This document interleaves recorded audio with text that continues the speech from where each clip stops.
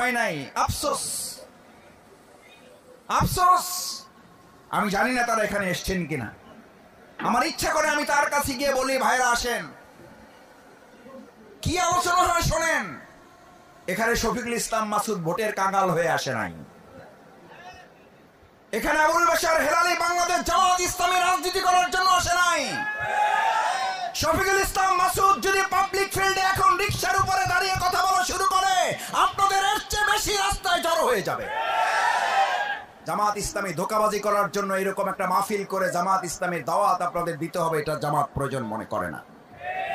Vote চাওয়ার জন্য শফিকুল ইসলাম মাসুদ এখন বগার ফেরিঘাটে দাঁড়িয়ে, আল্লাহ আমার অহংকার মাফ করুন, বগার ফেরিঘাটে দাঁড়িয়ে কথা বলা শুরু করলে আপনাদের এরকম 200-400 লোক ওখানে হাজির হয়ে যাবে, ফেরি থামিয়ে কথা বলার জন্য দাঁড়িয়ে যাবে।